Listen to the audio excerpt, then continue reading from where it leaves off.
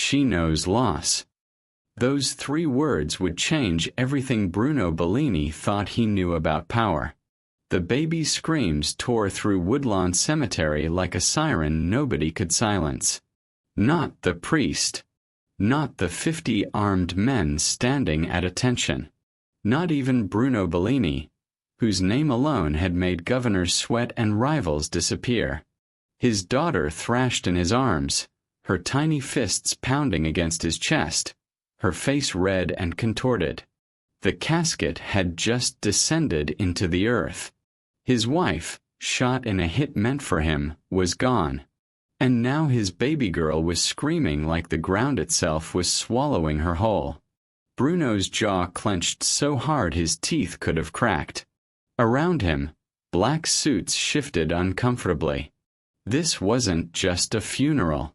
This was a power summit. New York families, Jersey crews, Chicago representatives. Every set of eyes watching for weakness, measuring his grief like blood in the water. A crying baby made the East Coast's most feared man look human. And in their world, human meant dead. Have you ever seen a single mother walk straight into a death trap? If this story makes your heart race, show us some love with a like and share it with someone who believes in second chances, and drop in the comment where you are watching from. Don't forget to subscribe for more stories that remind us hope and love. Then someone moved through the crowd. A woman in a plain black coat, no designer labels, no jewelry, no bodyguards. She didn't belong here. Everyone could see it. The expensive Italian leather shoes turned to watch as her worn department store flats stepped across wet grass between the headstones. Jesus Christ, someone muttered.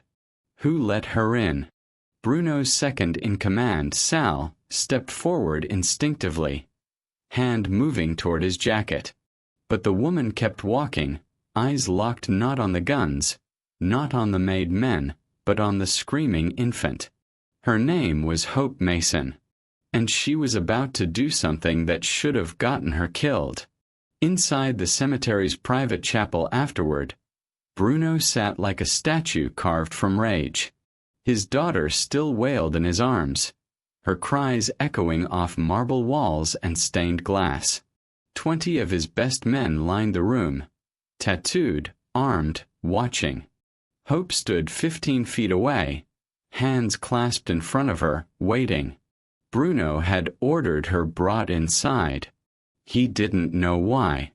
Maybe because nothing else had worked. Maybe because his wife would have wanted him to try anything. Maybe because desperation had finally cracked through his armor. You got 30 seconds, Bruno growled. His voice like gravel scraped across concrete. And if you're here to pitch me some kidnapping scheme or blackmail play, they'll find pieces of you in 3 different states. Hope didn't flinch. Her voice came out steady, soft. I'm not here for money. Everyone's here for money. She's not crying because she's hungry, Hope said, taking 1 step forward. Guns shifted. She froze but didn't retreat. She's not sick. She doesn't need a bottle or a diaper change. Bruno's eyes narrowed. You a doctor now? No. Hope's gaze dropped to the baby, whose screams had turned desperate, breathy. I'm a mother. And I'm telling you she's terrified. You think I don't know my own kid? Bruno's voice rose. Dangerous. Hope looked directly at him then, and something in her expression made the room go still. She doesn't know you yet, Mr. Bellini. She knows her mother's gone. She knows something's wrong. And right now, in your arms. Hope paused, choosing her words carefully. She can feel your rage. She can feel everyone's fear. She's drowning in it. The baby gasped between sobs, hiccuping, choking on her own tears. Sal moved closer to Bruno. Boss, you want me to. Shut up. Bruno's eyes never left Hope. You got a point to make? Hope swallowed hard. Her next words came out barely above a whisper, but in the chapel silence, they landed like thunder. Let me hold her. The reaction was instant. Sal's hand flew to his gun. 3 other soldiers straightened, reaching for weapons. Someone actually laughed, a sharp, disbelieving bark. You out of your goddamn mind. Sal stepped between them. You don't touch the boss's kid. You don't even breathe near her. But Bruno raised one hand, just one, and every man in the room froze. He stared at Hope like he was looking through her, reading every secret, every motivation, every lie she might be hiding. She stared back unflinching, even as her hands trembled at her sides. The baby's screams had become desperate now, panicked. Breathless. Bruno had buried enemies. Had ordered hits that made international news. Had built an empire on fear and precision. But watching his daughter suffocate on her own terror while power, money, and violence stood useless around him. That was a kind of helplessness he'd never known. Against every instinct, every rule, every ounce of self-preservation that had kept him alive for 43 years, Bruno Bellini stood. He walked toward Hope Mason. And he lowered his daughter into the arms of a complete stranger. What happened next, nobody in that room would ever forget. Hope cradled the baby against her chest, one hand supporting her head, the other wrapped secure around her small body. Then she started to hum, low, steady, rhythmic. Not a lullaby anyone recognized. Something old, something worn smooth by repetition, something that smelled like survival. The baby's screaming faltered. Hitched. Hope swayed gently, barely moving, just a slight rock back and forth. Her humming continued, rising and falling like a heartbeat you could hear. 10 seconds passed. The crying stopped. 20 seconds. The baby's breathing evened out, small gasps fading into sighs. 30 seconds. She was asleep. Completely, peacefully asleep. The chapel fell into a silence so complete you could hear the candles burning. Grown men who'd committed murders stood frozen. Sal's hand hung useless at his side. Gun still holstered. Someone in the back crossed himself. Bruno Bellini felt something crack open in his chest. Something he'd thought died the moment his wife's body hit the pavement. Hope looked up at him, tears streaming down her face, cradling his daughter like she was made of glass. She just needed to feel safe, Hope whispered. And Bruno realized 2 things at once. First, this woman had just done what his entire empire couldn't. Second, she was about to unravel every secret he thought he'd buried with his wife. Because Hope Mason hadn't come to this funeral by accident. And what she knew about Bruno's dead wife would shatter everything. 48 hours earlier. Hope Mason's alarm didn't go off, because she couldn't afford to replace the batteries. She woke instead to her 8-year-old son Marcus, shaking her shoulder in their cramped Queens apartment. Mom, you're gonna be late. 3:47 a.m. The building's elevator had been broken for 6 months. Hope pulled on her cleaning uniform and took the stairs. 7 flights down, knees aching with each step. Outside, the November cold bit through her thin jacket as she waited for the bus that would take her to the first of 3 office buildings she cleaned before dawn. By 6 a.m., she was on her knees scrubbing executive bathroom floors in Midtown. By 9 a.m., she was racing back to Queens to get Marcus to school.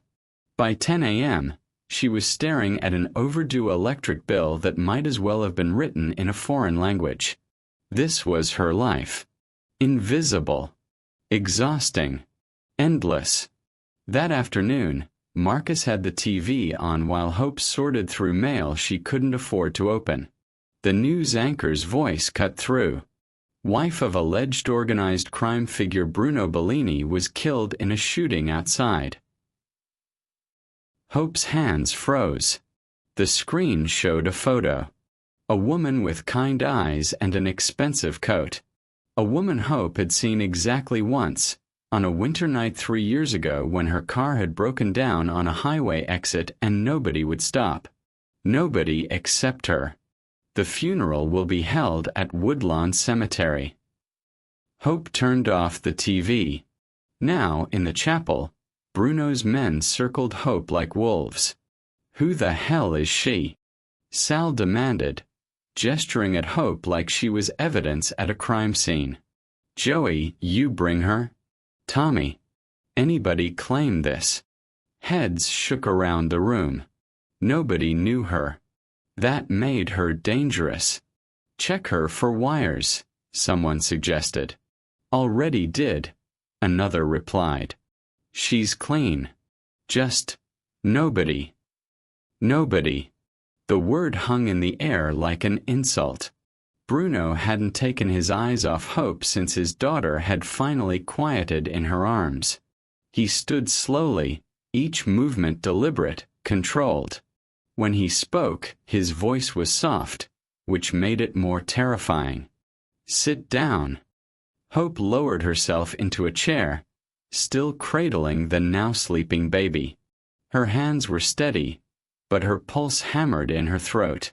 Bruno pulled up a chair directly in front of her, knees almost touching, close enough that Hope could see the red veins in his eyes, smell the cigarette smoke on his suit. "You're gonna tell me everything," Bruno said quietly. "Where you're from, why you're here, how you knew to come. And if I think you're lying, even a little, my guys are gonna start asking questions you won't enjoy answering." Sal cracked his knuckles in the background. Hope met Bruno's gaze. "My name is Hope Mason. I live in Astoria. I clean offices for a living. I have a son. And I came because your wife saved my life once."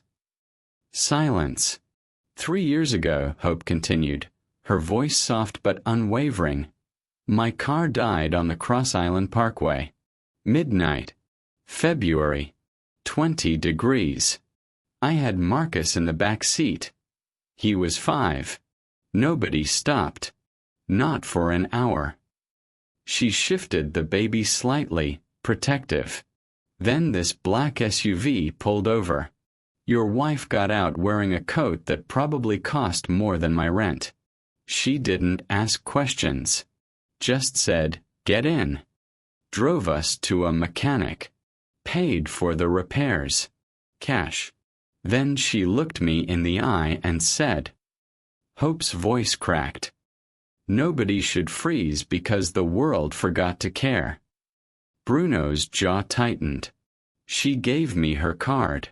Said if I ever needed anything, a job, help, anything, to call. I never did. I'm not the type to ask for help. Hope looked down at the sleeping infant. When I saw her face on the news yesterday, I knew I had to come. To pay my respects. Because when everyone else drove past me like I was invisible, she stopped. "That's it." Sal scoffed. "That's your story?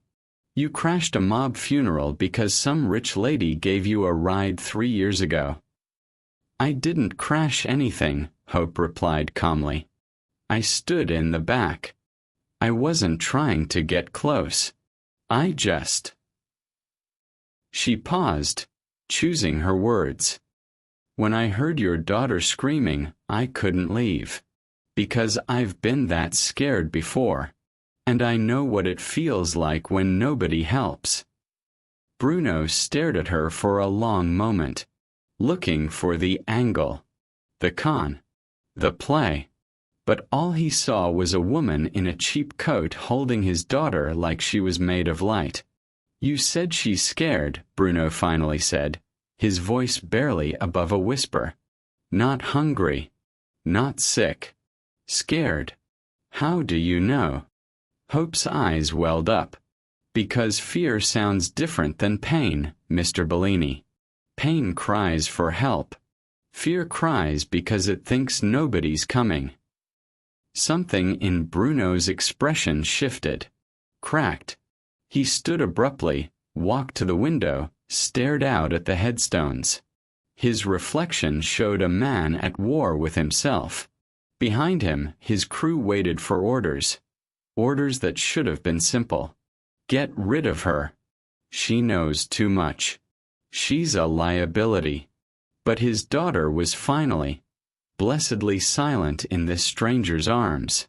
Bruno turned back around. Give me one reason I should trust you. Hope looked at him with those unflinching eyes. Because 3 years ago, your wife trusted me. And she had much better instincts than you do. Sal's hand went to his gun. The room tensed. Then Bruno did something nobody expected. He laughed. Once. Sharp and bitter. Keep holding her, he said finally. And Hope Mason realized she'd just been drafted into a world she had no business surviving. But she didn't reach for the door. She reached deeper into the baby's warmth, and held on. The first thing that changed was the baby's breathing. It had been ragged, sharp little gasps between sobs, the kind of breathing that comes from crying so hard your body forgets how to inhale properly. Hope adjusted her hold, bringing the infant closer to her chest, and began to hum. Not a song anyone would recognize. No nursery rhyme or radio melody.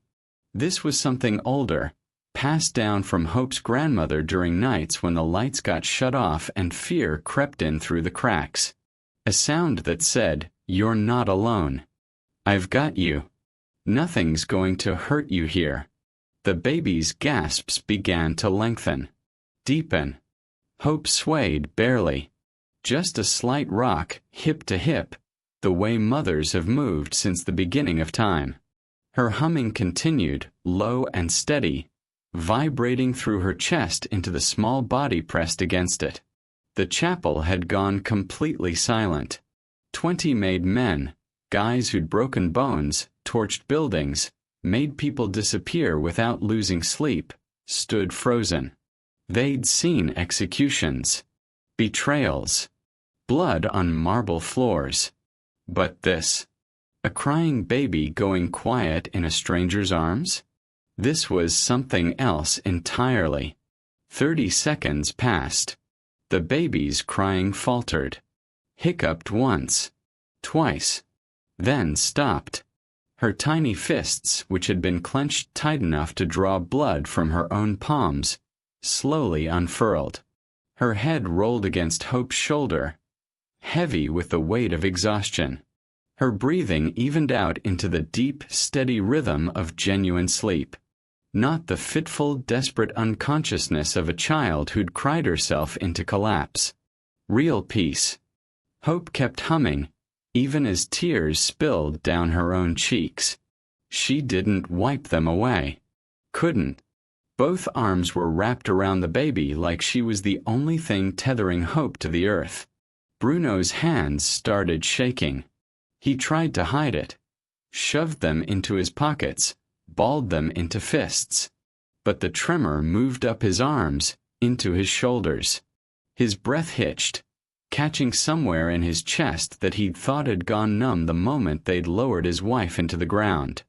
A flash of memory hit him like a bullet. His wife, holding their daughter for the first time. The way she'd looked at him with tears streaming, whispering, "She's ours, Bruno. She's ours and she's perfect and nobody's ever going to hurt her." The way she'd hummed. Late at night. 3 a.m. feedings. That same low, steady sound. The warmth in their bedroom. The safety. The one place in his blood-soaked life where violence couldn't reach. All of it gone. Except now, somehow, it was here. In this chapel. In the arms of a woman wearing a coat from a discount store, holding his daughter like she was made of starlight. Bruno's vision blurred. He turned his head sharply, jaw clenched so hard his teeth could crack. Behind him, Sal took a step backward. Actually stepped back, like he'd witnessed something holy and wasn't sure if he was allowed to look directly at it. Tommy, a stone-cold enforcer who'd put 3 men in the ground last month without flinching, crossed himself, whispered something in Italian that might have been a prayer. Joey's gun hand dropped to his side, useless.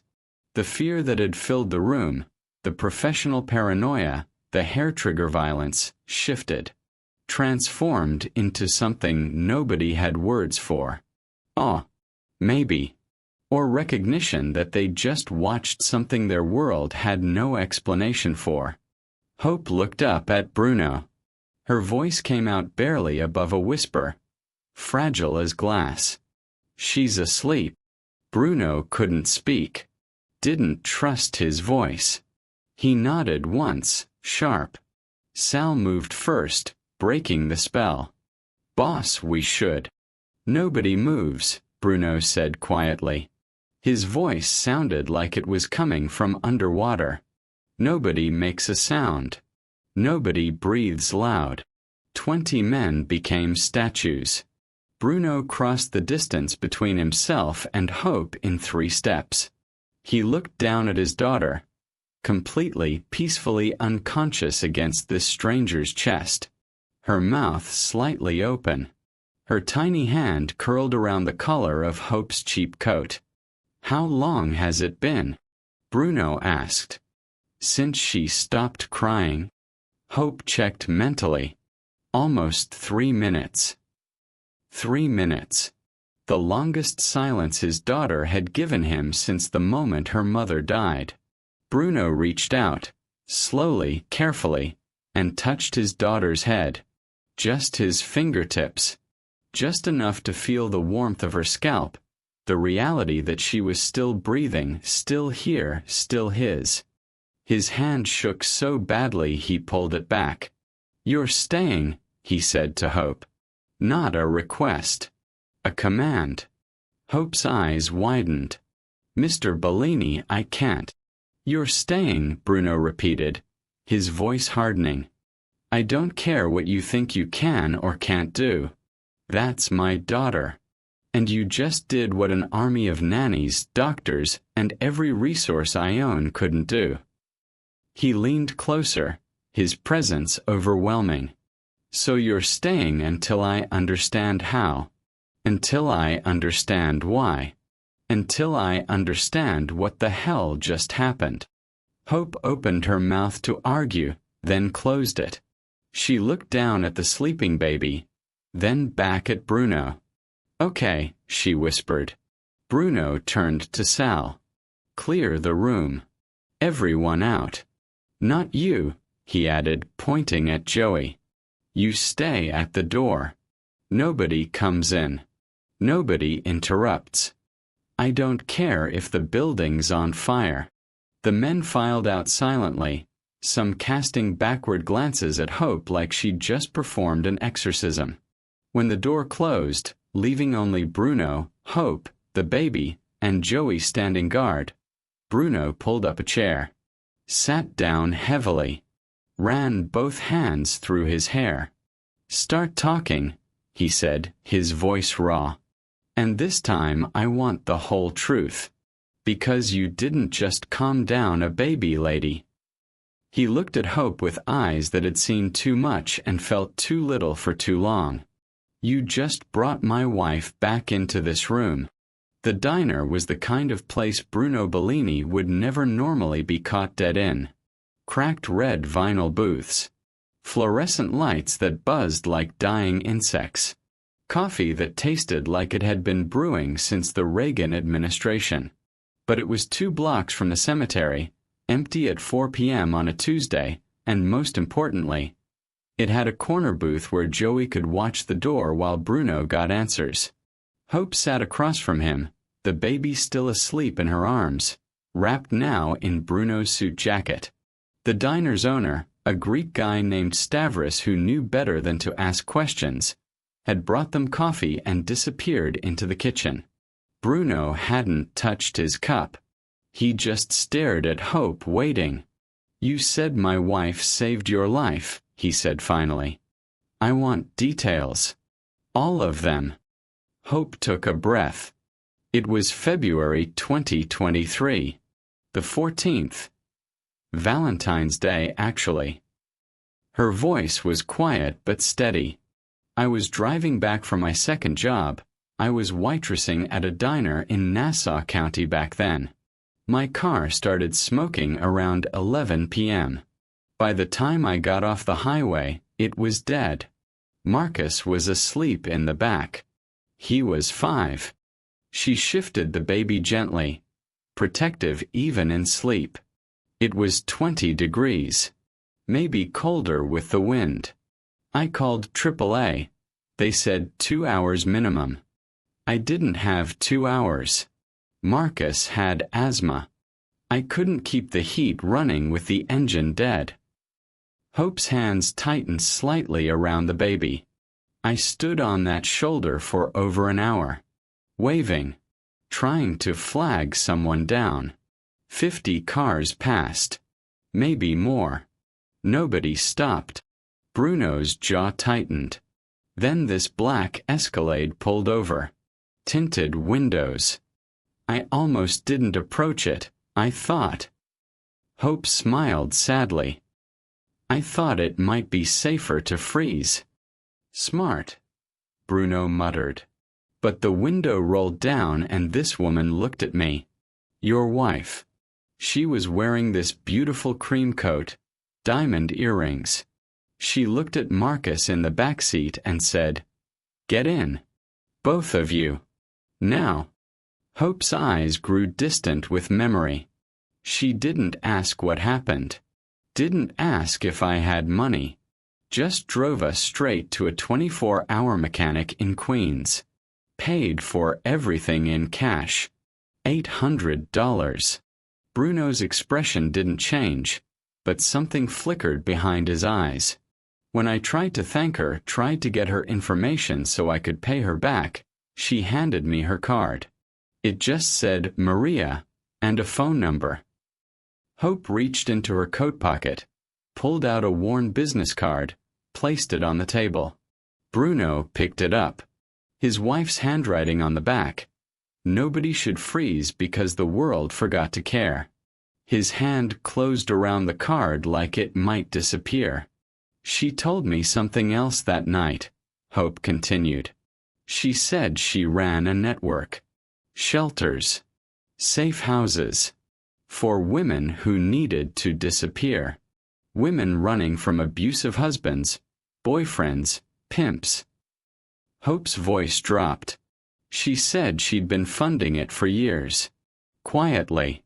That she used her husband's money to save women from men just like him.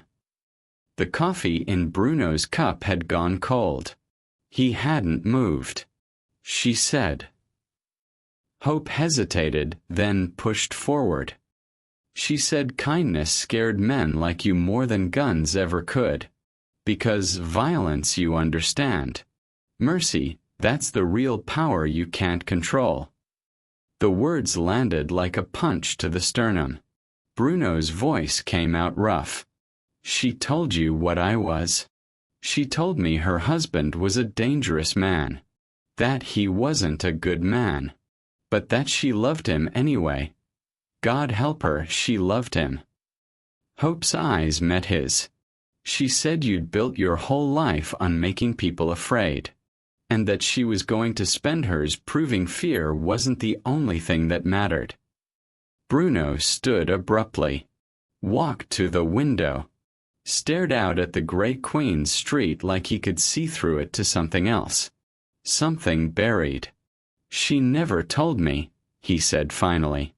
Not about the shelters. Not about the money. Nothing. She couldn't, Hope replied gently. She said if you knew, you'd try to stop her. Not out of cruelty, out of protection. Because the men you did business with wouldn't understand. They'd see it as weakness. As betrayal. Bruno's reflection in the window showed a man coming apart at the seams. "The hit," he said slowly. "The night she died. They said it was meant for me. Random. Sloppy." His voice hardened. But what if it wasn't? Hope didn't answer. Didn't need to. Bruno turned back to her, and for the first time since his wife died, he looked genuinely afraid. What if someone found out? What if someone in my crew, someone close, discovered she was moving money, helping people disappear, making me look soft? Mr. Bellini. What if they killed her to send me a message? His voice rose, raw. What if the bullet that took her out wasn't meant for me at all? What if it was always meant for her? The baby stirred in Hope's arms, sensing the tension. Hope began humming again, soft and low, steadying her. Bruno grabbed his phone. Dialed. "Sal, I need you to pull financials. My wife's accounts. All of them. Every transaction for the last 5 years. I don't care what you have to do. I need it by tonight." He hung up. Looked at Hope. If someone in my organization killed my wife because she was doing good. Bruno's hands curled into fists. Then I've been hunting the wrong enemy. Hope's voice was barely a whisper. What are you going to do? Bruno's expression went cold. Calculated. The grief was still there, but now it had direction. Purpose. Rage with a target. I'm going to find out who knew. Who talked. Who gave the order. He leaned forward. And then I'm going to teach them what real fear looks like. He grabbed his jacket from around the baby, pulled it on. You're coming with me. You and her both. Until I know who I can trust, you're the only person in this city I know isn't lying to me. And as Bruno walked out of that diner, Hope realized something terrifying. She'd just become the most protected and most dangerous witness in New York. The safe house was in Westchester, a colonial with a security system that could track a mosquito landing on the front porch. Hope sat in the living room, rocking Bruno's daughter, while 2 armed men stood by the windows. Not guarding her, guarding for her. There was a difference, and Hope felt it in the way they asked if she needed anything, brought her food without being asked, kept their distance unless she seemed uncomfortable. She wasn't a prisoner. She was a responsibility. And in Bruno Bellini's world, that meant something closer to sacred. 3 days into the investigation, Bruno lived in coded language and paranoia. He met with his lieutenants in rotating locations. Never the same place twice. A warehouse in Red Hook. A union office in Jersey City. The back office of a consulting firm in Midtown that moved more money in a week than most Fortune 500 companies. Port contracts, Bruno said, spreading documents across a table in the warehouse. Sal, Tommy, and 3 other captains leaned in. Maria's accounts show regular wire transfers to something called Horizon Logistics. Anyone recognize it? Head shakes all around. It's a shell, Sal said, pulling up his phone. Registered in Delaware, no physical address, no employees listed. Classic money laundering setup. Except Maria wasn't laundering, Bruno said quietly. She was donating. Horizon was funneling money to women's shelters across 3 states. Tommy whistled low. Boss, that's a lot of money moving off the books. 2 million over 5 years, Bruno confirmed. His voice stayed level, but his jaw was tight. Someone noticed. Someone had to notice. And they didn't bring it to you? Joey asked carefully. No. Bruno's eyes swept the room, measuring each man's reaction. which means either they were too scared to tell me my wife was stealing from me, or they weren't scared enough, Sal finished. The silence that followed was heavy with implication. That night, Bruno stood in the doorway of the safehouse living room, watching. Hope had fallen asleep on the couch, his daughter curled against her chest, both breathing in sync, peaceful in a way that made Bruno's carefully constructed walls crack just a little wider. He'd built an empire on fear, on making sure everyone knew the cost of crossing him. His wife had built something else entirely. Quiet, invisible, funded by his blood money but aimed at redemption he'd never believed possible. And now she was dead because of it. Maybe. Bruno pulled out his phone, scrolled through the financials Sal had compiled. Every transaction traced, every recipient identified. Most were legitimate shelters, legal non-profits doing real work. But 3 transfers, totaling $400,000, had gone to an account that didn't connect to any registered charity. It connected to a name Bruno recognized. Vincent Calabrese. His wife's cousin. A guy who'd been on Bruno's payroll for 12 years, managing union contracts at the port of Newark. Bruno's blood went cold. The meeting was set for midnight at a shipping container yard in Elizabeth. Vincent showed up alone as requested. Hands in his pockets, breath visible in the November cold. He didn't look nervous, which was his first mistake. Bruno. Hell of a thing, Maria passing. We're all still in shock. Bruno stood 20 feet away, hands clasped in front of him. Tommy and Sal flanked him, stone-faced. You were close to her, Bruno said conversationally. Yeah, man. Since we were kids. She was like a sister. Vincent smiled, but it didn't reach his eyes. Then you knew about the shelters. Vincent's smile faltered. What shelters? Don't. Bruno's voice dropped into something lethal. I've got the bank records, Vinny. Every transfer. Including the $400,000 that went into your offshore account 3 weeks before Maria died. The color drained from Vincent's face. You were skimming, Bruno continued, stepping closer. Taking a cut of the money she was moving. But that wasn't enough, was it? You got greedy. Started thinking, what if I just told the right people? What if I made Bruno look weak? Made it seem like his wife was undermining him. Bruno, I swear.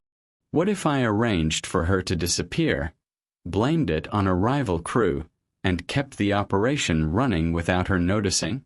Bruno's voice shook with barely controlled rage. Did you pull the trigger yourself, Vinny? Or did you hire it out? Vincent's hands came up, defensive. It wasn't supposed to go down like that. I needed leverage, okay? I told some people she was moving money. I didn't think they'd. You didn't think they'd kill her. Bruno's laugh was hollow dead. You thought they'd what? Have a conversation? Send her a warning letter. Tommy and Sal moved in, blocking Vincent's exits. You gave them her schedule, Bruno said. You told them where she'd be. And when someone put a bullet in her chest in front of our daughter, you stood at her funeral and called her like a sister. Vincent dropped to his knees. Bruno, please. It was business. It was just business. Bruno pulled a gun from his waistband. A Sig Sauer .45. The same model he'd carried for 20 years. The same gun he'd used to end problems that couldn't be negotiated away. He pressed it against Vincent's forehead. This was supposed to be easy. Automatic. A traitor gets dealt with. That's the code. That's survival. But Bruno's hand was shaking. He saw his wife's face. Heard Hope's words. She said kindness scared men like you more than guns. He saw his daughter, asleep and safe for the first time since her mother died, because of a woman who chose mercy when she had every right to walk away. Old Bruno would have pulled the trigger without a second thought. Old Bruno believed violence was the only language worth speaking. But standing in that shipping yard, gun pressed against a man who'd killed the only good thing in his life, Bruno Bellini realized something that terrified him more than any enemy ever could. Pulling this trigger wouldn't bring Maria back. It would just prove she'd been wrong about him all along. His finger hovered over the trigger. And for the first time in his life, Bruno Bellini hesitated. Vincent Calabrese closed his eyes, waiting for the bullet. It didn't come. Instead, Bruno lowered the gun. Slowly, like it weighed 1,000 pounds. "Get up," Bruno said. Vincent's eyes snapped open. "What?" "I said get up." Bruno's voice was flat, empty of the rage that had been there moments before. Vincent scrambled to his feet, confused, terrified. "Bruno, thank you, I swear I'll make this right, "You're going to jail," Bruno interrupted. "Federal. 25 to life if you're lucky." The color drained from Vincent's face again. "You're turning me in?" "No." Bruno holstered his weapon. "You're turning yourself in. Tomorrow morning. 9 a.m. You're going to walk into the federal building in Manhattan and you're going to tell them everything. The skimming. The information you sold. Who you sold it to. Every name, every transaction, every dirty cop and corrupt official you dealt with." Vincent laughed, a desperate, disbelieving sound. "You're insane. You think I'm just gonna." Bruno stepped forward, and Vincent's laugh died in his throat. "You're going to do it," Bruno said quietly. "Because if you don't, I won't kill you. I'll do something worse. I'll let it slip to every crew from here to Chicago that you got my wife killed because you were skimming charity money meant for battered women." He leaned closer. "How long do you think you'd last?" "A week. 3 days." Vincent's breath came in short gasps. "You cooperate, you'll be in protective custody by noon," Bruno continued. "You'll be alive. And every day you spend in a cell, you can tell yourself you at least did one thing right before you destroyed everything." He turned to Sal and Tommy. "Make sure he makes it to the federal building. He runs, you know what to do." Then Bruno walked away, leaving Vincent Calabrese standing in a shipping yard, realizing he'd just been given something worse than death, accountability. Over the next 72 hours, Bruno Bellini dismantled an empire. He met with his captains one by one. Quiet conversations in cars, restaurants, parking garages. He didn't explain, didn't justify, just gave orders. Port operations shut down by Friday. Union contracts get transferred to legitimate management. Anyone asks, tell them I'm restructuring. Shell companies liquidated. All of them. Money gets distributed. Half to Maria's shelters through legal channels. Half to offshore accounts for the crew's retirement. The gambling operation in Atlantic City? Gone. The loan sharking network? Done. I want every predatory contract bought out and cancelled. His lieutenants stared at him like he'd lost his mind. Boss, Sal said carefully, during a 2 a.m. meeting at a rest stop on the turnpike, you're talking about walking away from $40 million a year. I'm talking about walking away from all of it, Bruno corrected. The families won't accept this. New York, Chicago, Philly, they'll see it as weakness. They'll move on our territory. They'll. Let them. Bruno's voice was steel. I'm done. The word hung in the cold November air like a confession. The evidence reached the FBI through channels so quiet, so untraceable, that agents didn't know where it came from until weeks later. Encrypted files, financial records, testimony recorded anonymously, names, dates, transactions, 20 years of corruption laid out like a roadmap. Port Authority officials, union bosses, judges, cops, state senators. The indictments started rolling out within a week. The underworld didn't panic immediately. At first, they thought it was a raid, a crackdown, something they could weather. Then Bruno Bellini's name disappeared from every conversation. No meetings, no orders, no muscle enforcing territory. The East Coast crime families realized what was happening. The most powerful man in the New York underworld had just walked away. The power vacuum was immediate. Crews turned on each other. Alliances fractured. Territory that had been stable for decades became a war zone overnight. And Bruno Bellini, the man who'd built it all, watched it burn from a distance, and felt nothing but relief. Hope found him on the back porch of the safe house, 3 a.m., staring at nothing. She'd put the baby down an hour ago. Should have been asleep herself. But something pulled her outside, where Bruno sat with his head in his hands. "You didn't have to do this," Hope said softly, sitting beside him. "Yes, I did. You could have just killed him. That's what everyone expected." Bruno looked at her. His eyes were hollow, exhausted. "My wife spent years trying to save people from men like me. And I spent years pretending I didn't know." His voice cracked. "She died because I built a world where kindness got you killed." Hope didn't respond. Just listened. "If I put a bullet in Vincent, I prove her wrong," Bruno continued. "I prove that all the good she tried to do, all the money she moved, all the women she saved, none of it mattered. Because in the end, I'm still just a killer who solves problems with violence." He stood, walked to the porch railing. "I can't bring her back. I can't undo what I've done. But I can stop doing it." He looked back at Hope. "That's not forgiveness.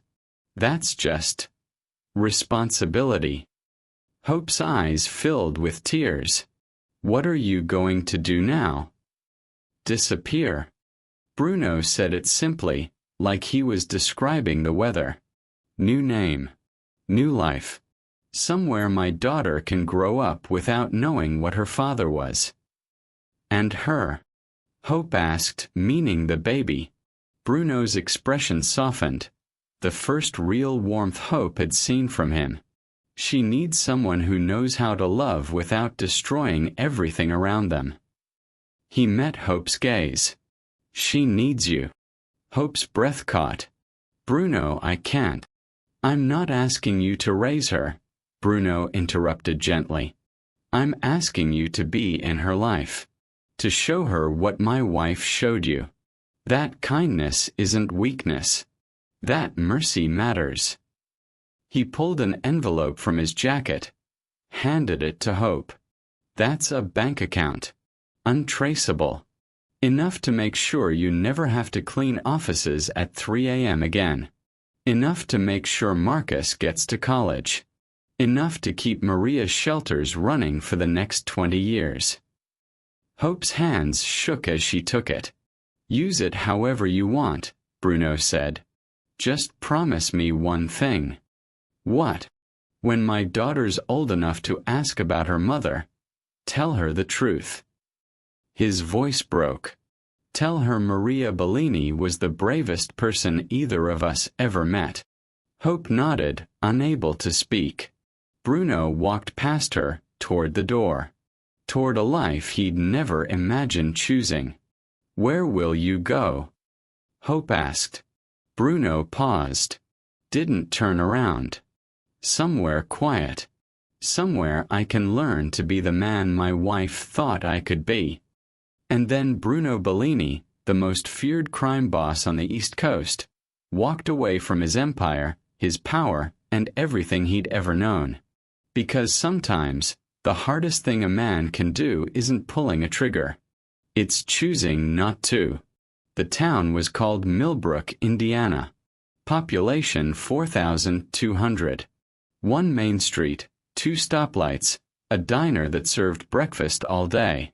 Bruno Bellini, now Ben Miller according to his driver's license, sat at the counter of that diner at 7 a.m. on a Thursday, drinking coffee that was somehow both too weak and too bitter.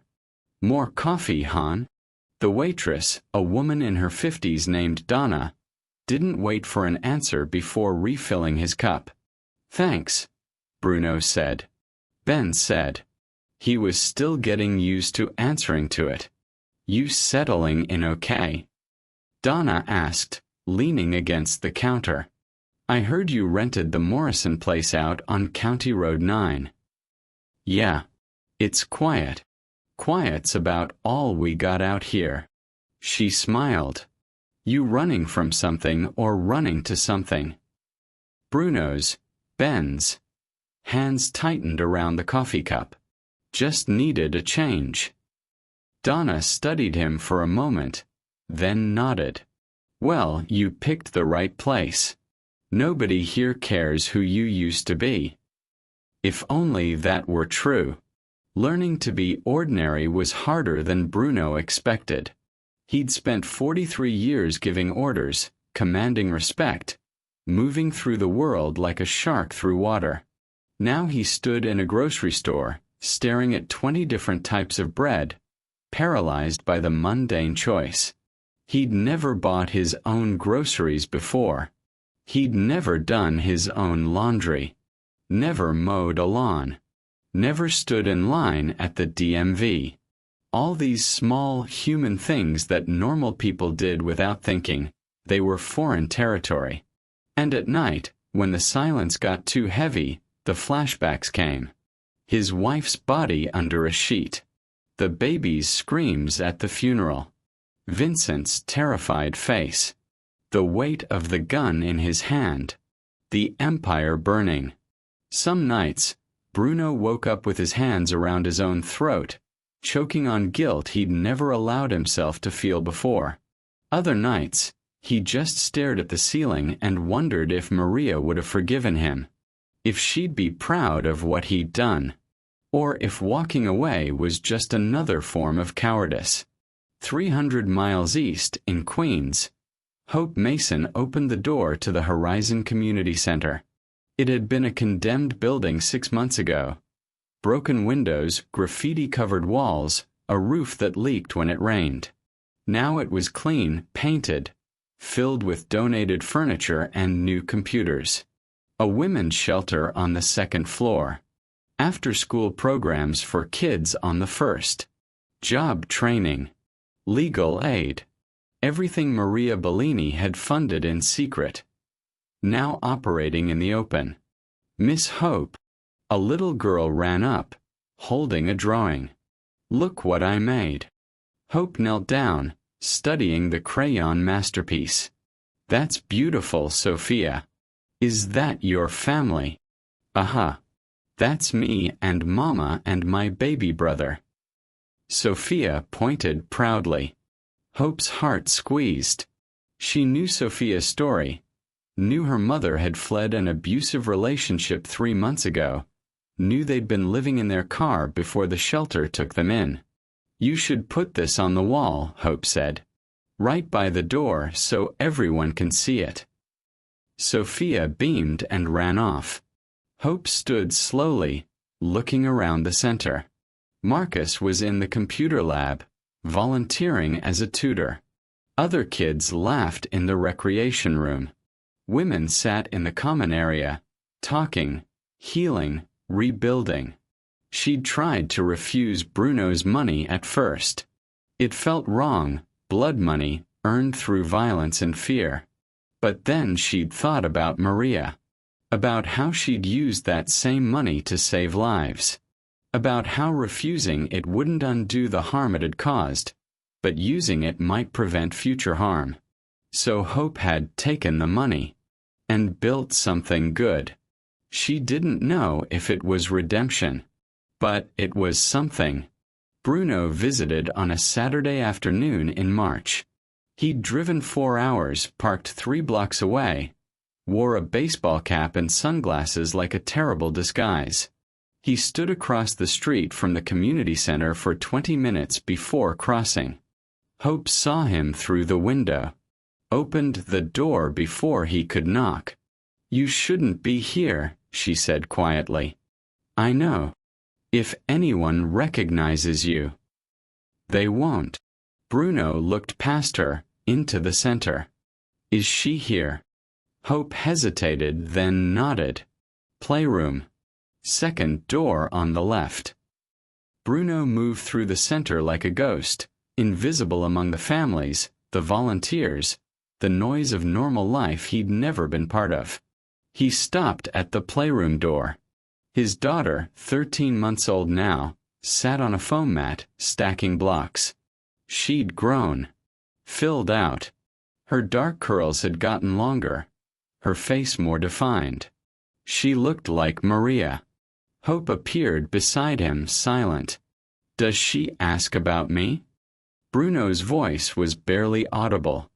"She's too young to ask. But sometimes she looks at the door like she's waiting for someone." Hope paused. "I show her pictures. Tell her stories. She won't forget you." Bruno's throat tightened. "Good." They stood there for 5 minutes, watching.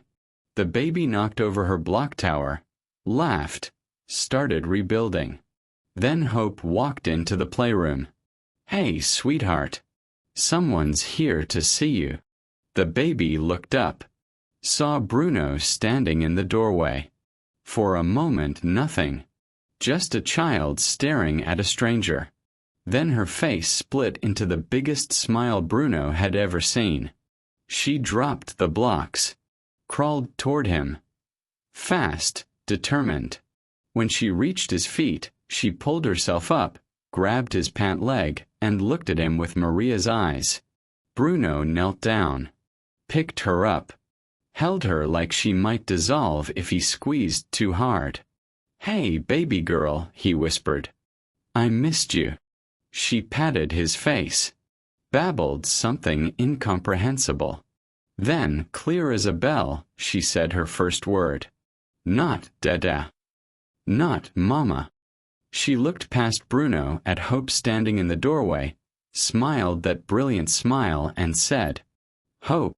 And Bruno Bellini, the man who'd built an empire on fear and lost everything that mattered, broke down and wept. They sat on a bench in the community center's small courtyard while the baby napped in Hope's arms. Bruno stared at his daughter.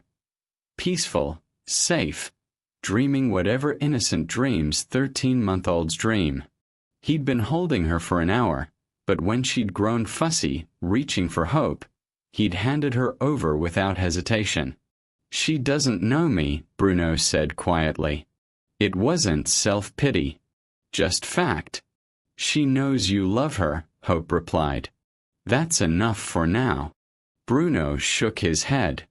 "No, it's not enough. Love isn't enough when you're the reason her mother's dead. When you spent your whole life building a world that killed good people and protected monsters." Hope was silent for a long moment. "Is that why you come? To punish yourself?" "I come because she deserves to know I didn't abandon her." Bruno's voice cracked. "Even if I'm the worst thing that ever happened to her family." "Bruno." "You're her anchor," he interrupted, looking at Hope directly. "Not me. You. When she's scared, she reaches for you. When she laughs, she looks to see if you're watching. You're the one teaching her what safety feels like." He swallowed hard. "I need you to know I see that. And I'm grateful." Hope's eyes filled with tears. You don't have to thank me. Yes, I do. Bruno leaned forward, elbows on his knees, hands clasped. I've spent my life taking money, taking power, taking lives. I never knew how to give anything that mattered. But you, he gestured at the building behind them, at the baby sleeping peacefully. You gave my daughter something I never could. You gave her hope. The word hung between them, double meaning and all. Hope wiped her eyes. She's easy to love. So was Maria, Bruno said softly. And I still destroyed her. Hope turned to face him fully. Her voice was gentle but firm. You didn't pull the trigger. I built the world that did. And now you're tearing it down. Hope shifted the baby slightly. That matters, Bruno. What you did, turning in Vincent, dismantling your empire, walking away, that matters. Does it? Bruno's laugh was hollow. Does it undo the people I hurt? The families I destroyed? No, Hope interrupted. It doesn't undo anything. You can't undo the past. But you can stop adding to it. She met his gaze. Accountability isn't about erasing what you did. It's about making sure you don't keep doing it. Bruno sat with that for a long moment. Maria used to say something similar, he finally said. She'd say, you can't unbreak a glass, but you can stop throwing things. Hope smiled sadly. She was wise. She was wasted on me. She chose you anyway. Hope's voice softened. That has to mean something. Over the following months, Bruno found ways to help from the shadows. Anonymous donations to families whose breadwinners had been killed in mob wars. Scholarship funds for kids who'd lost parents to violence. Legal fees paid for women trying to escape situations his former organization had profited from. He never took credit. Never left a name. Just money appearing in accounts that desperately needed it, accompanied by notes that said only, for what was taken. Hope showed him the letters sometimes. Tearful thank yous from mothers, from widows, from children who could now afford college. She never asked where the money came from. She knew. You can't save everyone, she told him one evening, as they watched his daughter play with Marcus in the community center's gym. I know, Bruno replied, but maybe I can save someone. It wasn't redemption. He understood that. Redemption implied forgiveness, implied earning back something that had been lost. Bruno would never earn back what he'd destroyed, would never deserve forgiveness from the people he'd harmed. But maybe he could earn balance. For every life he'd ruined, he could help rebuild one. For every family he'd shattered, he could protect another. It wouldn't make him good, but it might make him less of a monster. One evening in late spring, Bruno stood outside the community center at dusk. Through the windows, he could see Hope leading a group of women in some kind of workshop. His daughter sat in a playpen nearby, clapping along to music she could barely hear.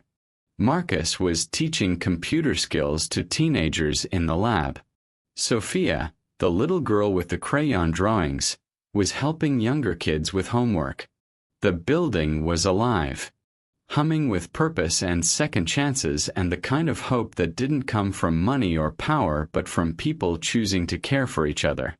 Maria had started this, had planted seeds in soil Bruno had thought was too poisoned to grow anything good. Hope had watered those seeds, had turned blood money into something clean, had taken a broken man's daughter and taught her that the world could be kind. And Bruno was learning to stand in the shadows and be grateful he could see the light. His phone buzzed. A text from Sal, his former lieutenant. still checking in every few months, despite Bruno's insistence that he disappear completely. Feds wrapped up the last indictment. 47 total. It's over. Bruno typed back. Good. Then, stay clean. Take care of the guys.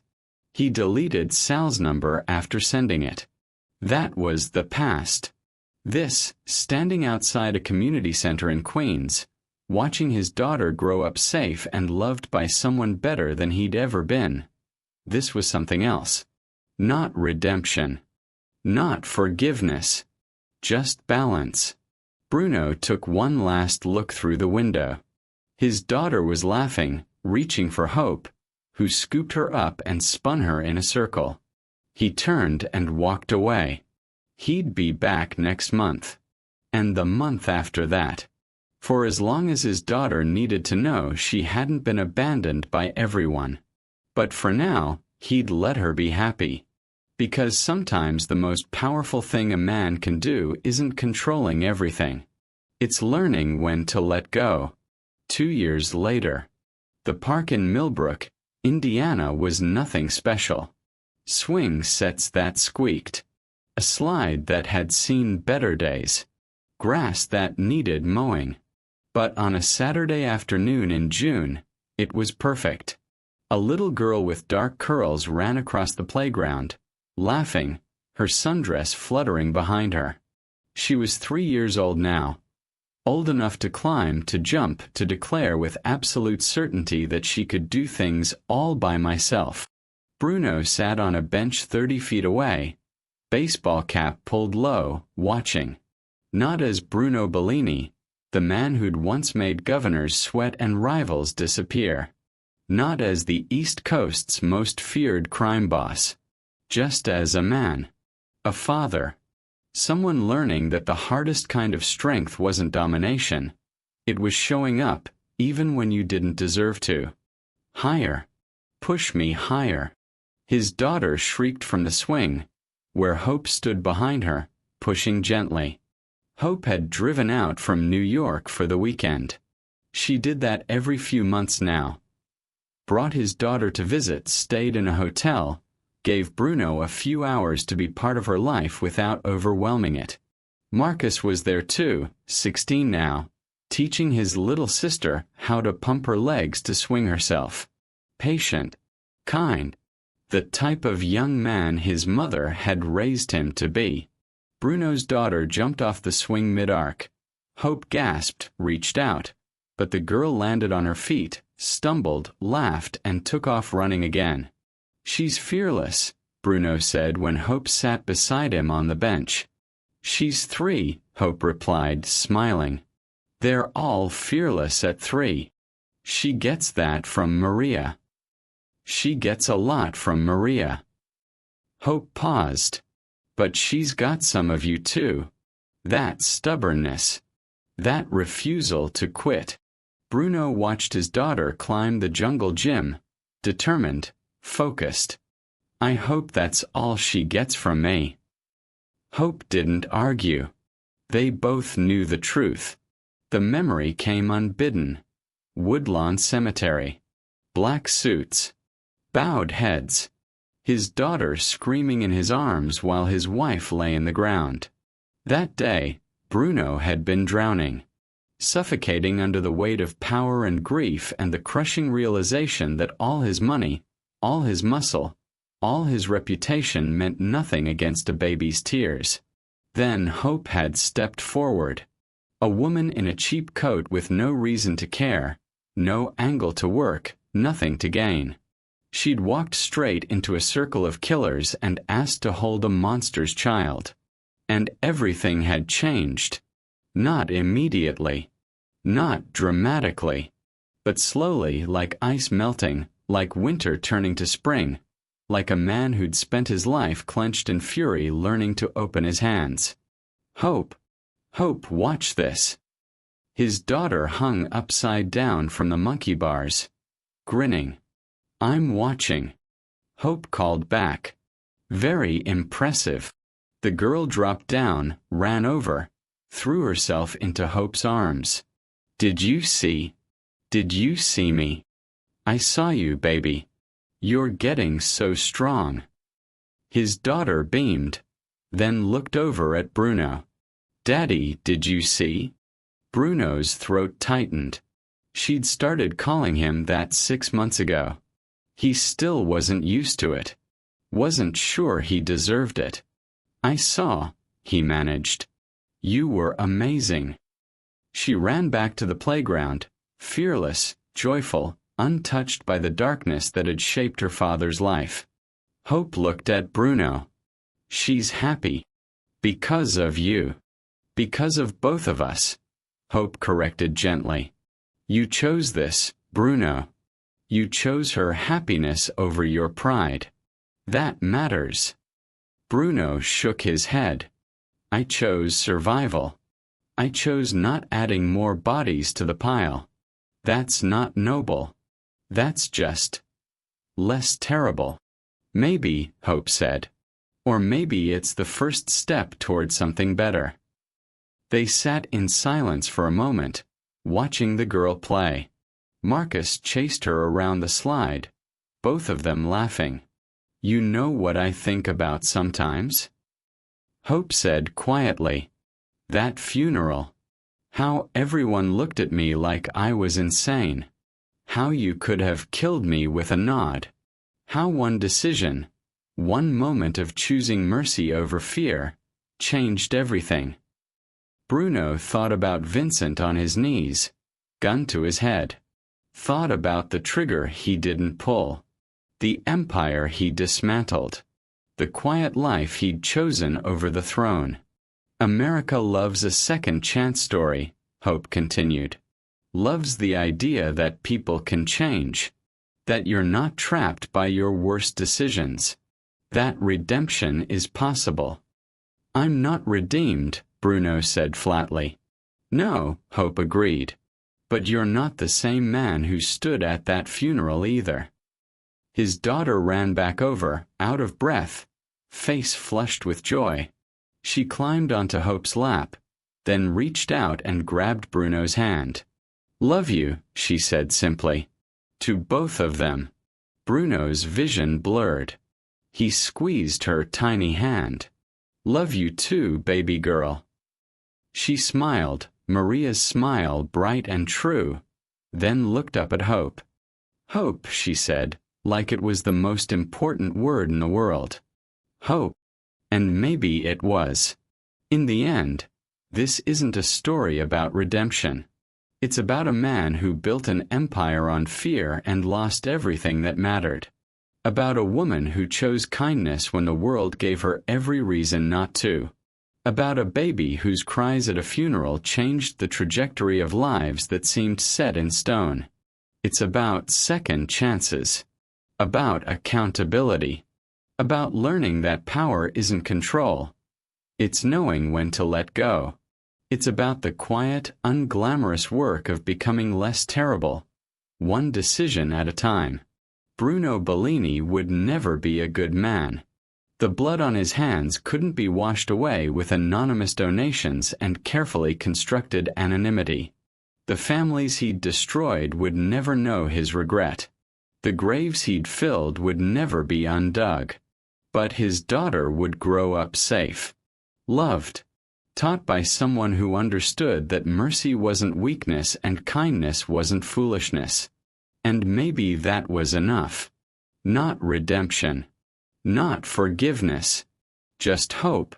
Because in a world built on fear, the most dangerous thing Bruno Bellini ever faced wasn't a rival family, a federal investigation, or a loaded gun. It was a single mother named Hope, holding his daughter, and refusing to let either of them drown. Thanks for watching till the very end. If this story moved you, hit like, subscribe, and share your thoughts in the comments. I'll be dropping another unforgettable story tomorrow, so make sure you don't miss it.